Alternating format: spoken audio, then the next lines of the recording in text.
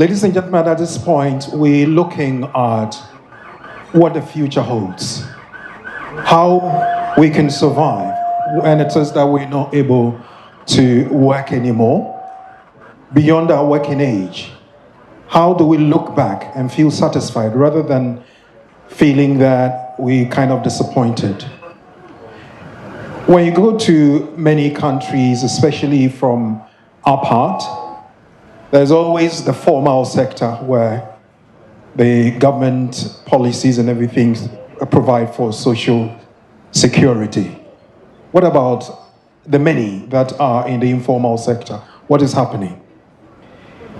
The National Social Security Fund is headed by Dr. Peter Kimbowa. Now, this is a man of many colors.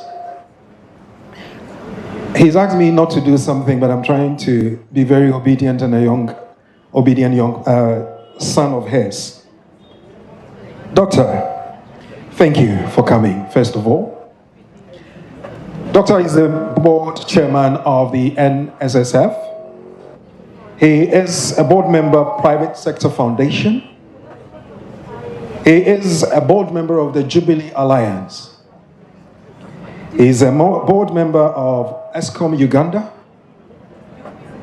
He is with the Trade and Investment Advisory of Uganda. He advises the Red Cross. He's a chairman, CL Summit, an adjunct faculty member of these universities: Strathmore University, Nairobi, and Lagos Business School, Sustainability Center. And I know my brother works closely with you, and also of the University of Cape Town. Now, if I have to read, I have to spend another 15 minutes. But this is a man of many colors, experience, and of course, rich culture coming from the Republic of Uganda. Ladies and gentlemen, Dr. Peter Kimbowa. Thank you, Doctor.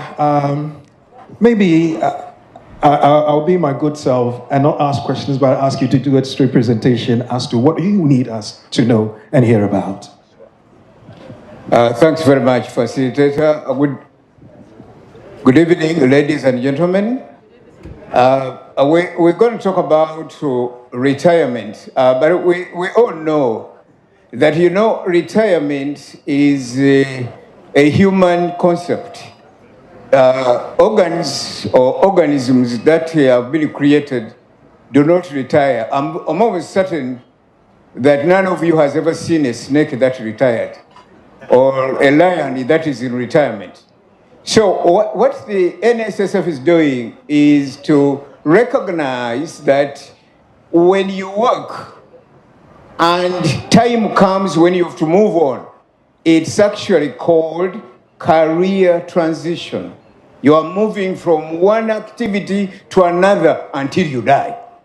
But we also recognize that the time we spend in a formal employment is shorter than the time we spend outside. And that requires planning.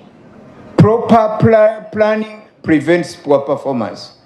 We also recognize that if you don't have a plan for the future will have a plan for you. And that's quite tough, especially if you are left at the hands of the future. We also recognize that when you reach age 50, it's the law of nature and the will of God that we shall grow old and eventually die. So when you reach age 50, the human body by nature becomes a battleground for non-communicable diseases. That means, therefore, that from age 50, your body becomes a battleground for things like diabetes, the things like gout, things like high blood pressure, and so on and so forth. The same human being. Those of you who are above 50 who are here, you are moving battlegrounds right now. There's COVID, there are all kinds of things. So what am I talking about? I'm talking about money which is needed to show you through that period of your life. And you retire happily, but you also person in this world decently. I am representing the National Social Security Fund of Uganda. This is the largest fund by assets under management.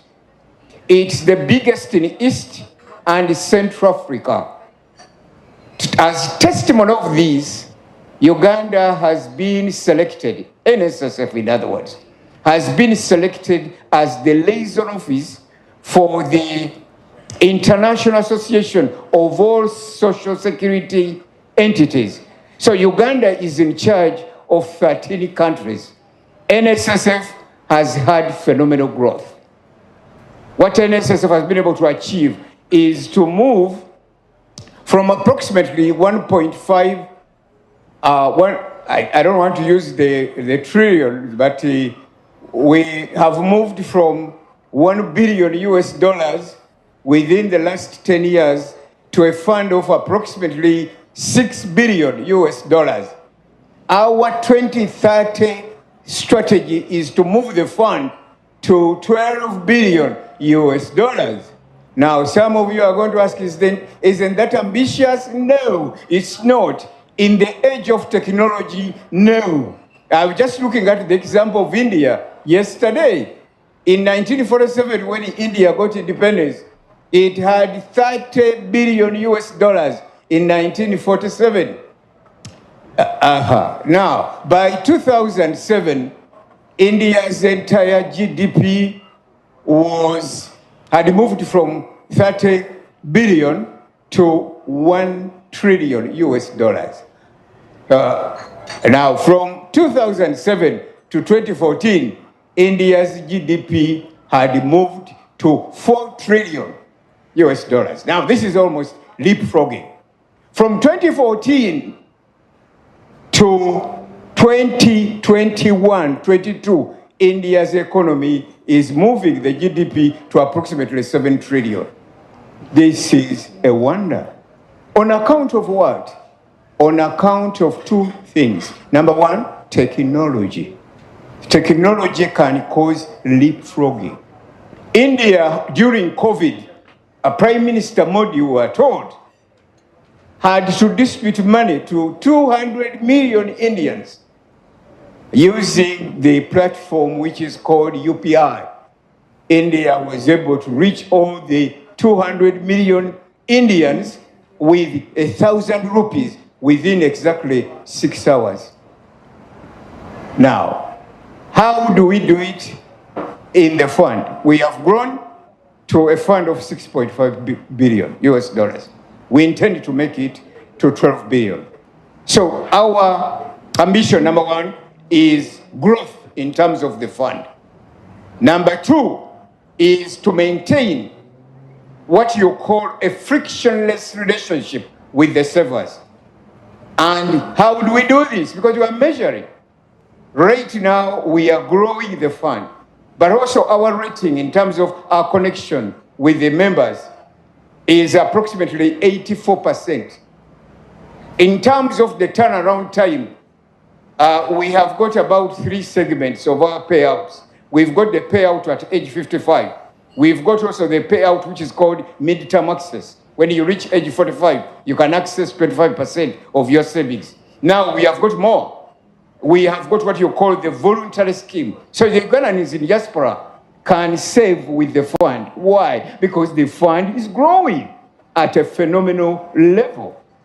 We used to spend approximately 3 weeks to process benefits. We are now spending 9 days. Before 2025, we shall be taking exactly 1 day. Why? There is also leapfrogging in the process, in the turnaround time. Then we have got staff. We have got possibly the highest concentration of intellectual power of any public entity in the country. In NSSF, the biggest key skill is to be internationally certified in terms of finance and investment. In Uganda, we have a total of 40 internationally certified financial and investment analysts, a total of 40. NSSF has got 15 of them. NSSF, like Amazon, NSSF, like Alphabet, Microsoft, just like Safaricom or Equity Group, the biggest in East Africa, and pretty much the ones in West Africa. To have a degree from the university is not necessarily a requirement for a serious job. What is required is a team of talented people who have imagination. When you come for the interview in the fund, and I want to assure the Ugandans in diaspora, and even those who are not Ugandans to invest in the fund, is that the question is only, they're about just 3 questions. What is it that you see as a challenge in the fund? So take us through what you see, and that's the future. The second one is, what are your solutions? Around the 4 pillars: how we are going to grow revenue, the fund, how we are going to make sure that we have got connectivity to the member, and the third is frictionless service, and the fourth is staff satisfaction. So tell us the challenges, what we don't see right now. Give us your solutions. More importantly, tell us the impact. So the impact, it really is creating more opportunities for the servers, impacting communities, and also ensuring that livelihoods improve for the servers. So you die while you are still in action. Because really being broke is the same as dying. When you are broke, burial has been delayed, but death has occurred. So you die, but burial can take place later on. Ladies and gentlemen, taking the fund forward, like I've already explained, we are going to rely a lot more on what we call tech-driven data platforms. We are relying on technology to ensure connectivity, to ensure convergence and consolidation of benefits. So it's technology number one. NSSF is becoming a technology company. That's why we are talking about leapfrogging, and we have evidence of that. The country, rather NSSF, has undergone the most rigorous international due diligence. I think the nice thing is the IGG is here. The IGG has just finished with us, but there's also been the international due diligence. And the NSSF was selected among 14 countries to be the center of the social security. So in terms of that, we're probably not doing badly. Technology. So we are reshaping the investment portfolio of NSSF to create broad-based value, to be able to deliver value to savers much more than they expect. Our job is to surprise them. The second one is the savers, creating willingness and capacity of the savers. So how do we create willingness? We create willingness by ensuring that we roll out new activities and also new products. Right now, we have a number of parliamentarians present here, and we have requested that we can broaden our portfolio beyond real estate, beyond equities and government security. We can do more. Uganda is building infrastructure. There is one of the best road networks in Uganda, which is called the Entebbe Express Highway. Okay, money to build that was borrowed. NSSF had all the funds. And the return on investment is much higher than the traditional infrastructure projects as we know them. We have got another highway, which is Kampala-Jinja Highway. We're going to do that. So there are funds that can be invested in our major infrastructure projects at minimum cost for purpose of the growth of the country. So savers, we are building willingness. We are also building capacity. We are moving into the value chain. Uganda has one of the major transformation models, game changer, called the parish development model. So we are going into agricultural value chains.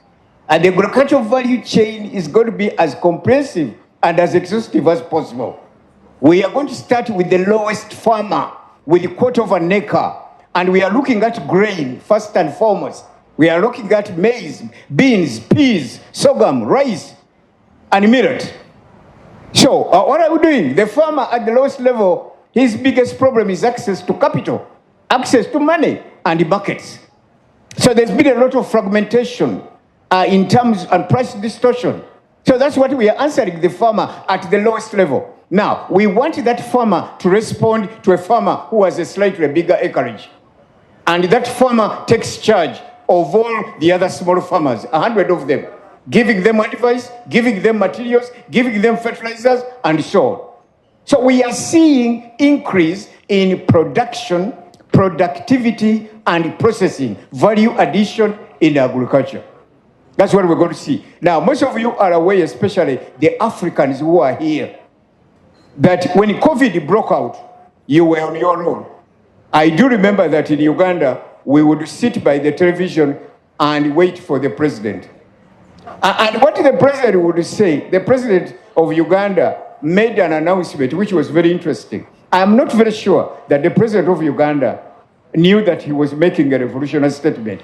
He said that all Ugandans with essential skills will be given permission to move. Ugandans without essential skills will stay home. What does that mean? That right now the future is about what is essential. We were left on our own in Africa. This is the time for us to mobilize domestic capital and use a phenomenally growing organization to save money. NSSF has never made laws. We simply double and double our own profit, our own dividends. So we through agriculture, and that's the only thing Uganda has. I wouldn't like some good expert to tell me that we have got oil and gas. No. Uganda's future and recovery process and transformation is going to hinge on agriculture. So the more production, the more value addition, the better, right from the lowest level, bottom-up approach. And each farmer becomes a member of the fund. And each farmer who is a member of the fund, we have social protection. We have insurance covering that farmer. Right now, the overall coverage of insurance in Uganda, my friend, the insurer, will tell you, is probably less than 2%. Our coverage of Social Security in Uganda is 10%. We are driving that to 50% by year 2030. 50% of Ugandans will be covered in insurance. Why? Because we can reach them.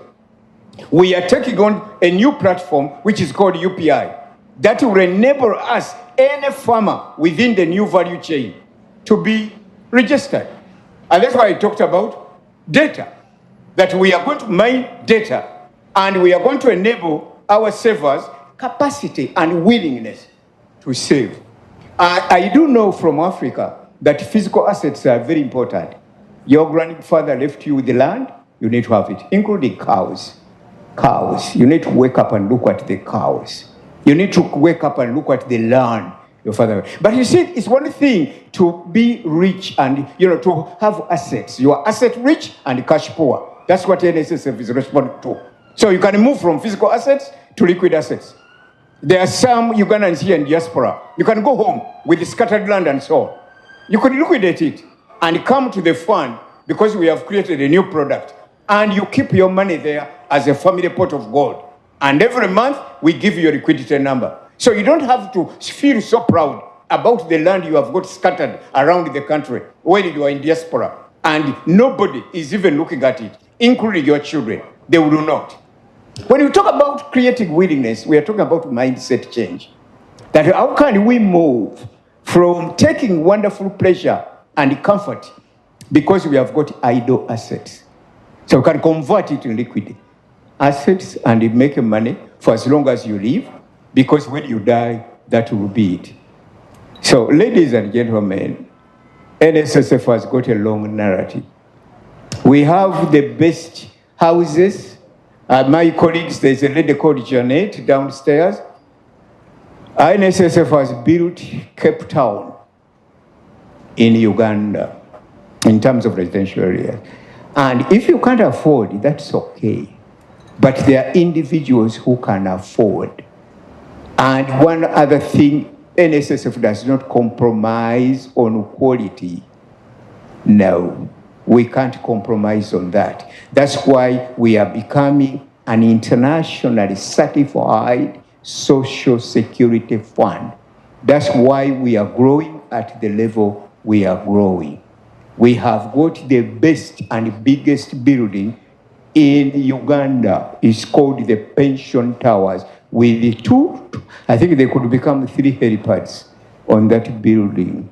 So there's growth, phenomenal growth, and we are not rolling back. We are not at all. Ugandans, it's pointless for you to be cynical about your country. And that is also Africans about Africa. No one has a solution for Africa. Africa, you are on your own. So the earlier we move towards mobilization of capital, the better. I close with this quotation. Faith is believing that something will happen. Hope is wishing that something happens. Courage is making something happen. Let's make something happen. Thank you. Let's make something happen. Thank you very much. Dr. Peter Kimbowa, Board Chairman of the National Social Security Fund.